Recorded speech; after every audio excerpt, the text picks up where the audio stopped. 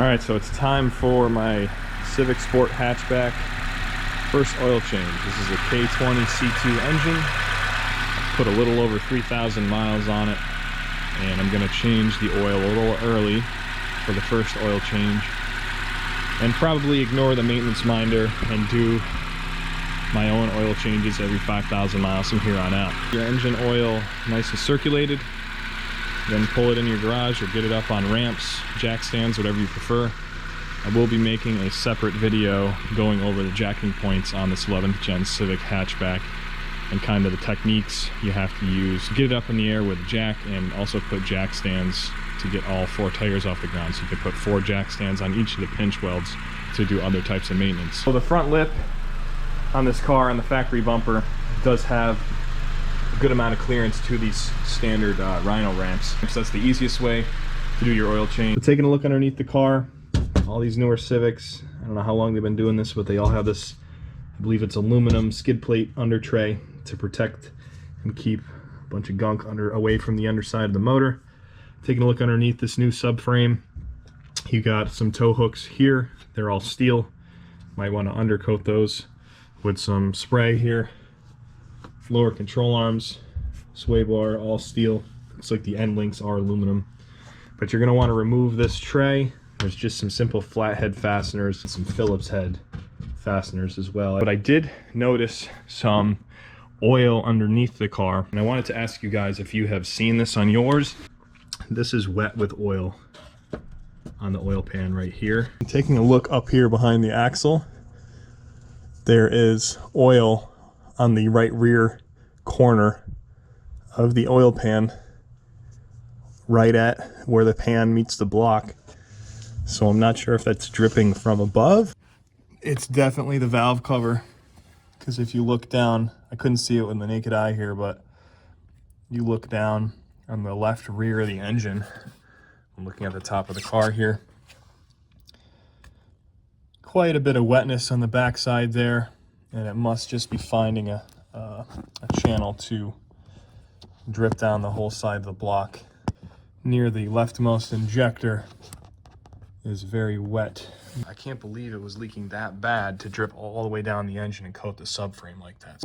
So generally, I know this is the first car I've had with a warranty. First new car I've actually bought. Generally, I just tackle this myself, but I think I'm gonna have to take this back to the dealer. Pretty bummed out right now.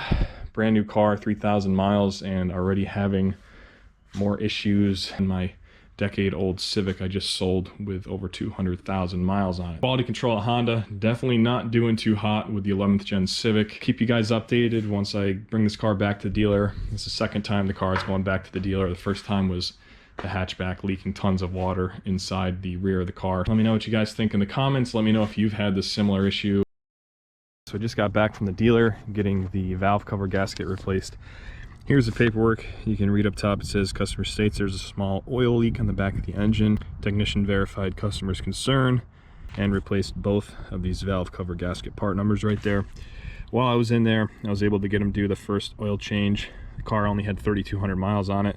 I wanted to do it early myself, but I was able to get him to do it for me early because the oil had been leaking from the engine for the original oil, so they were compliant in getting it done early. What's interesting is they put the sticker on the windshield here and are recommending my next oil change at 8,200 miles. So they are recommending a 5,000 mile interval other than using the maintenance minder, which would probably take you beyond 5,000 miles. So I thought that's interesting and I'd mention it. Of course, with the oil change, new crush washer, new oil filter, and full synthetic 020. It's actually the first oil change I've ever had anyone do for me. But she's looking good now. I will keep an eye on those key areas. You can definitely tell they replaced it. It's got a little bit of shininess to it all around now. You can see they used a little bit of new Honda Bond in this corner. And also right here, there's some fresh Honda Bond where the timing cover meets the block, or I should say the head right there. So you can definitely tell where they applied Honda Bond. I find it interesting that they did this in less than an hour and you can drive the car right away with the Honda Bond, you know, not cured at all. As always, I'll keep you guys updated if I do have any more issues with leaking oil on this car. Thanks for watching, guys. Give the video a thumbs up, leave a comment. Let me know if this is happening to you guys, if the dealers gave you guys any hard time about getting yours replaced. but it seems like a very, very common thing. If you think you're immune by looking at the front of the engine like I did for 3,200 miles, it might be a wise idea to take your tray off the bottom of the car and look at the oil pan underneath the car to see if you're leaking from the rear, because it's very hard to see the rear of the valve cover. So mine was leaking for God knows how long, probably since I drove it off the lot, but we'll see how long this repair lasts.